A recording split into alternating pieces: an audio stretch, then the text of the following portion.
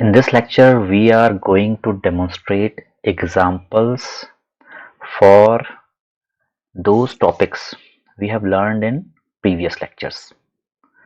So, first thing is OOPS.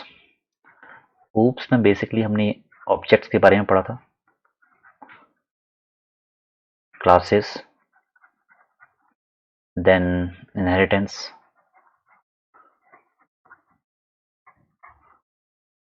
after that polymorphism, then encapsulation,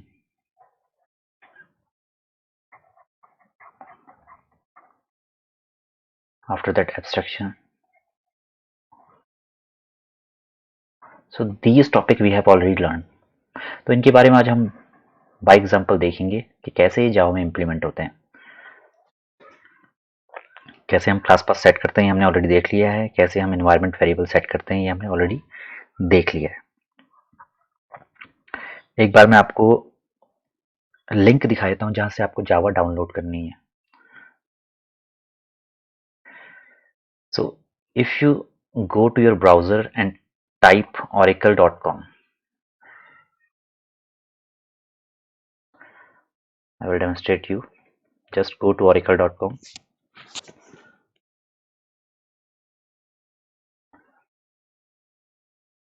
Go to products, then Java.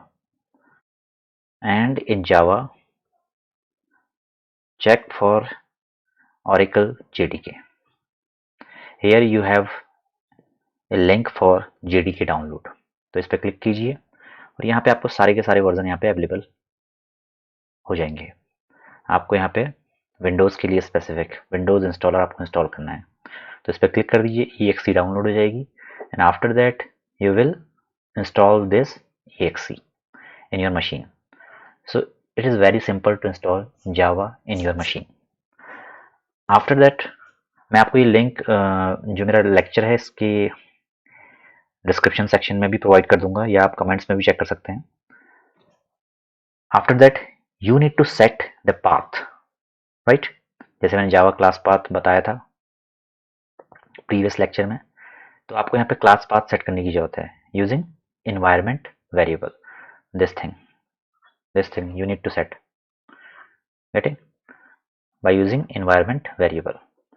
तो एक बार मैं आपको दोबारा से दिखा देता हूँ।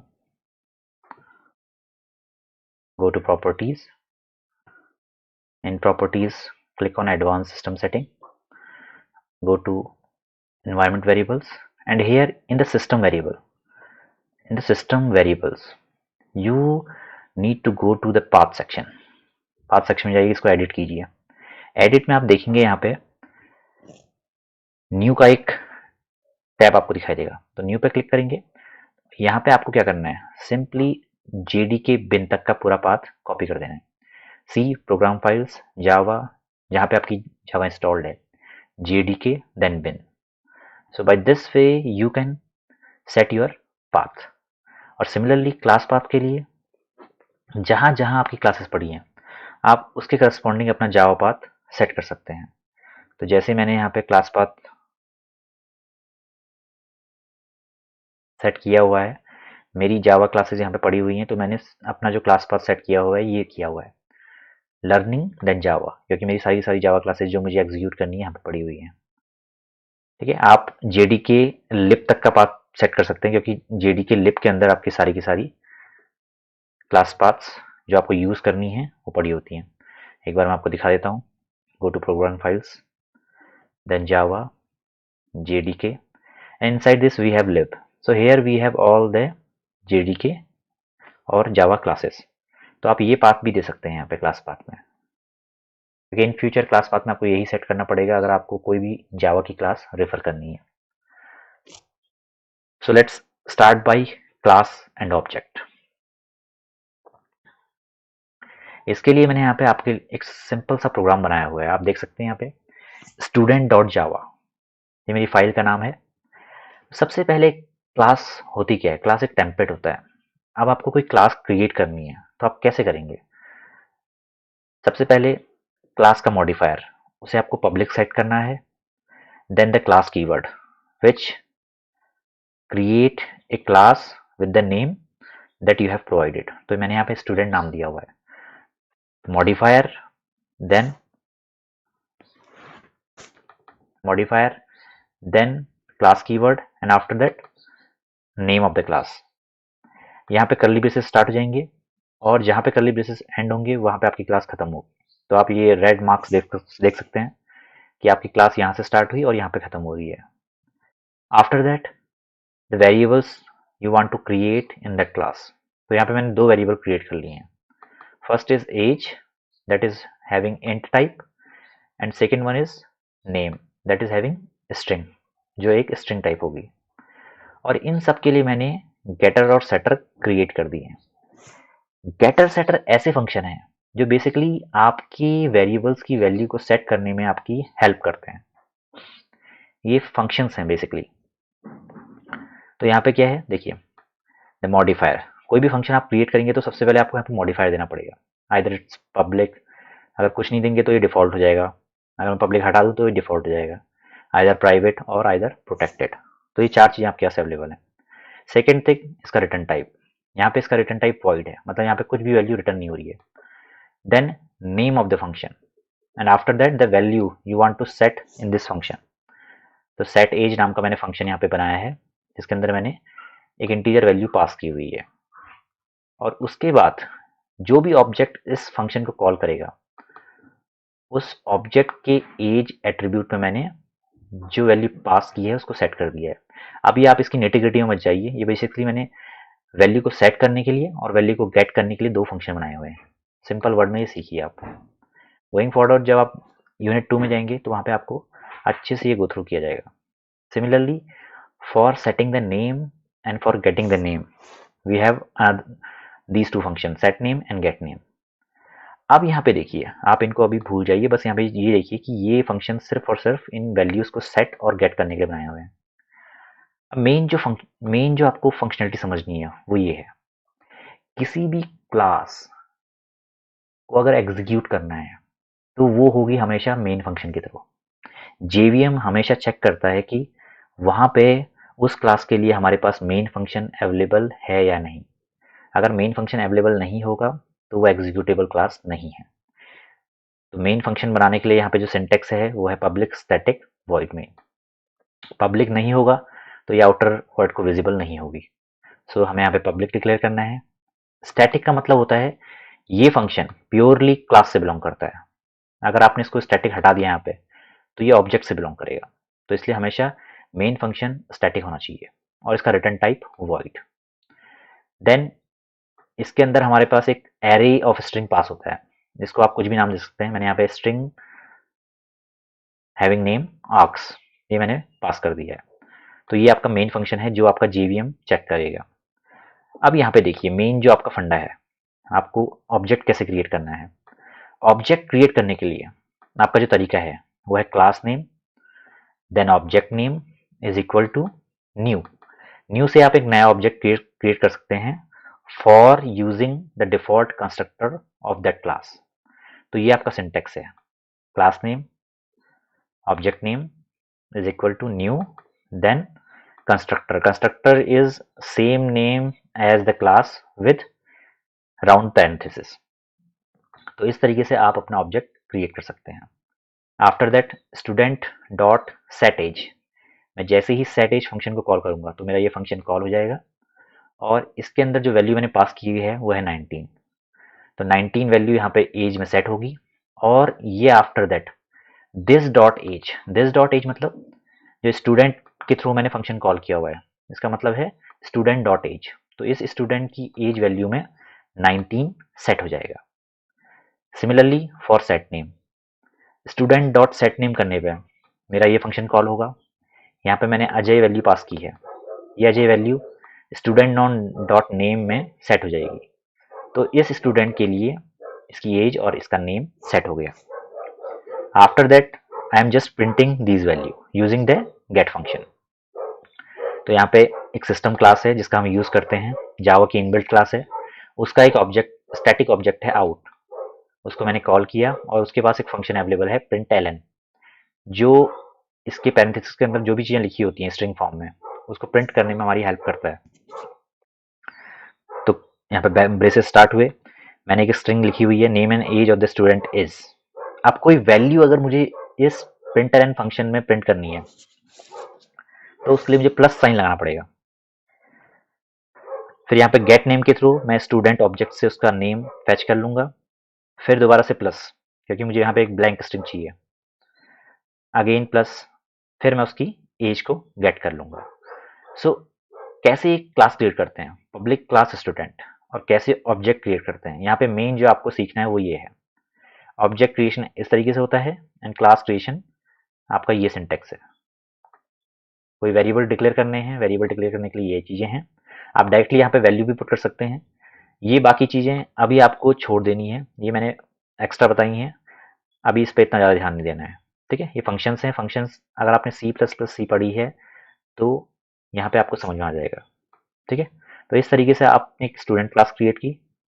After that you have created two variable, उनको सेट और गेट करने के लिए आपने फंक्शन बनाए हैं, और यूजिंग मेन आप उस क्लास का ऑब्जेक्ट बना रहे हैं। After that you are setting the values and printing those values। ये तो होगी how to create class and object. अब यहाँ पे देखते हैं, जैसे मैंने पिछली क्लास में बताया था आपको, जैसे ही आप जावा इंस्टॉल करेंगे तो जावा इंस्टॉल करने के बाद अगर आपको चेक करना है कि whether the Java installed in your system is running properly और नॉट, आपने जो पाथ सेट किया है, जावा इंस्टॉल करनी है, पाथ सेट करना है एंड क्लास पाथ सेट करना है, ये तीन चीजें जब आप कर लेंगे, इसके बाद आपको चेक करना है कि whether Java is install in your system properly और नॉट। तो यहाँ पे कमांड प्रॉम्प्ट में जाइए और सिंपल जावा टाइप कीजिए। तो यहाँ पे अगर ये ऑप्शंस आपके पास अवेलेबल हैं, which means Java is installed properly, क्योंकि जावा जो सिंटेक्स है, जो जावा कीवर्ड है, वो इन आर्ग्यूमेंट्स को यूजर से पूछता है कि आप कौन सा आर्ग्यूमेंट इनमें से यूज करना चाहते हैं। तो it means Java is installed in your system properly.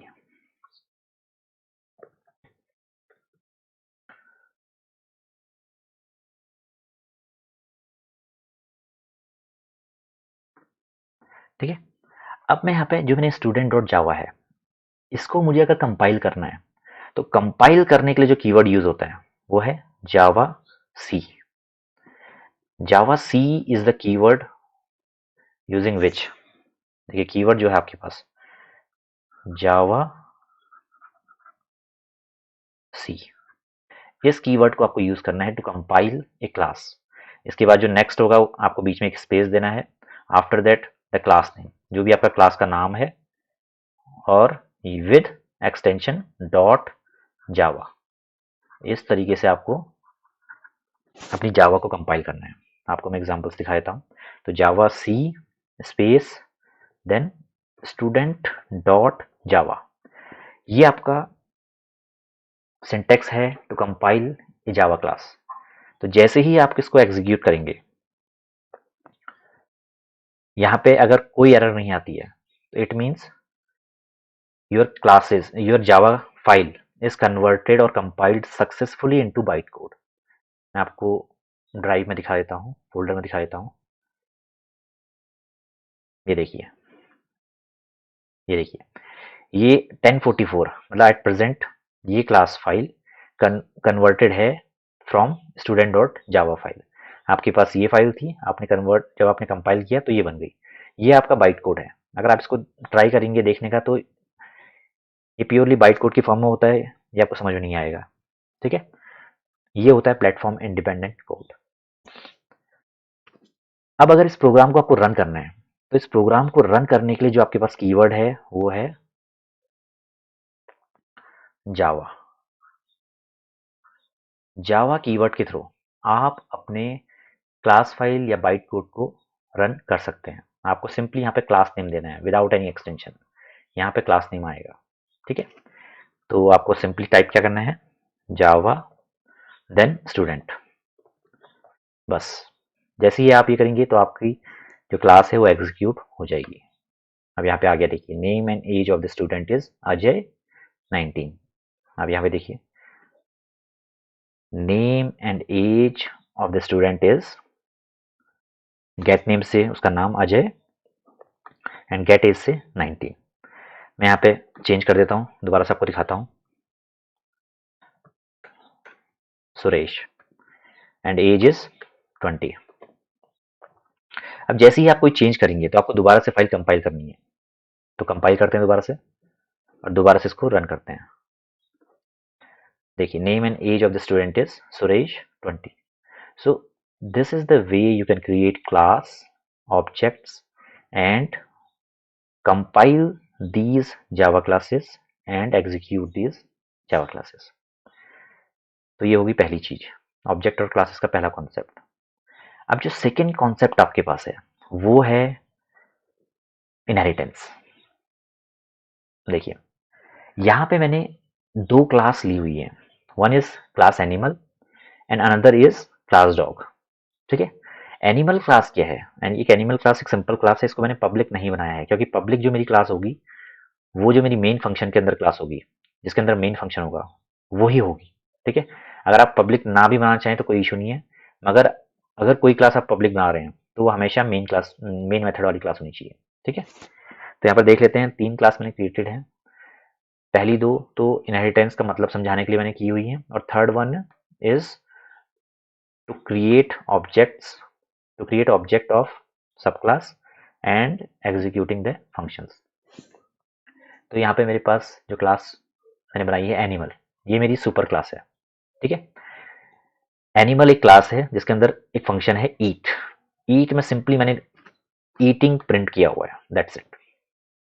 ठीक है, दूसरी क्लास मैंने बनाई हुई है डॉग। अब इनहेरिटेंस के लिए आपको पता है कि आपको एक्सटेंड कीवर्ड यूज करना है। अगर कोई सब क्लास अपनी सुपर क्लास को एक्सटेंड करना चाहती है तो यहाँ पे एक्सटेंड कीवर्ड आपको यूज करना है। सो सब क्लास एक्सटेंड्स सुपर क्लास, और इसके अंदर मैंने एक फंक्शन, नया फंक्शन क्रिएट कर दिया है बार्क, और यहाँ पे मैंने प्रिंट किया है बार्किंग। अब आप देखिए, यहाँ पे हमारे पास ईट नाम का कोई फंक्शन नहीं है, मगर जैसे ही मैं मेरी डॉग क्लास एनिमल क्लास को एक्सटेंड करती है वो ऑटोमेटिकली ईट फंक्शन को इनहेरिट कर लेता है। यहाँ आपको दिख नहीं रही है मगर ऑटोमेटिकली इसने इनहेरिट कर लिया है। अब ये कैसे दिखेगा आपको? आपने एक थर्ड क्लास बनाई एग्जाम्पल, इसमें पब्लिक स्टैटिक वॉइड में आपने ये सिंटेक्स लिया है ताकि जेवीएम जब एग्जीक्यूट करे वो मेन फंक्शन को देखे। अब यहाँ पे आप यूजिंग दैट सब क्लास आपने एक ऑब्जेक्ट बनाया है D is equal to new dog. अब इस डी के थ्रू आपने बार्क को भी इन्वोक कर लिया और ईट को भी इन्वोक कर लिया। तो एक बार इसको रन करके देख लेते हैं। यहाँ पे मेरा एग्जाम्पल डॉट जावा के नाम से सेव है।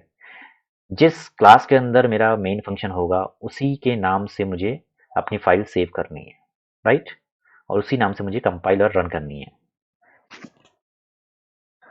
तो यहाँ पे देख लेते हैं जावा सी एग्जाम्पल डॉट जावा। तो मेरी फाइल यहाँ पे कंपाइल हो गई है। देखिए, अगर मैं टाइम से देखूं तो एग्जाम्पल डॉट क्लास ये मेरी फाइल है जो कंपाइल हुई है, राइट। अब इसके कंपाइलेशन के साथ देखिए डॉग और एनिमल भी यहाँ पे क्रिएट हो गई है। तो ये है ब्यूटी जावा की, जितनी भी क्लासेस होंगी उनका सबका अपना अपना डिफरेंट बाइट कोड बनेगा जो प्लेटफॉर्म इंडिपेंडेंट होगा। तो एग्जाम्पल डॉट क्लास के पास मेन फंक्शन है तो वो तो कंपाइल हुई, प्लस उसके साथ उसने दो और क्लास फाइल यहाँ पे क्रिएट कर दी है, क्योंकि सब अपने आप में इंडिपेंडेंट डिफरेंट क्लासेस है। अब यहाँ पे एग्जाम्पल को हम रन कर लेते हैं, जावा स्पेस एग्जाम्पल। तो यहाँ पे आगे देखिए बार्किंग ईटिंग, पहले बार्क फंक्शन कॉल हुआ, after that eat function call हुआ। तो यहाँ पे आपने इनहेरिटेंस का एग्जाम्पल देख लिया। अब आपके मन में ये दुविधा ये होगी, अगर मैं एनिमल या डॉग को मैं I will try to run these classes तो क्या होगा? तो यहाँ पे देखिए एरर आ गई है, main method not found in class animal, please define the main method. देखो जेवीएम हमेशा चेक करता है कि इसके पास मेन मेथड है या नहीं, तो उसने बता दिया कि इस तरीके से आप मेन मेथड यहाँ पे बना सकते हैं। तो सिमिलरली फॉर डॉग, डॉग के लिए भी यही मिलेगा हमें क्योंकि उसके अंदर मेन फंक्शन नहीं है। देखिए, मगर एनी एग्जाम्पल के अंदर हमारे पास मेन फंक्शन है तो एग्जाम्पल उसने रन कर दिया। तो हमेशा अगर आपको एग्जीक्यूट करनी है उसके लिए आपको मेन फंक्शन की रिक्वायरमेंट है। Got it?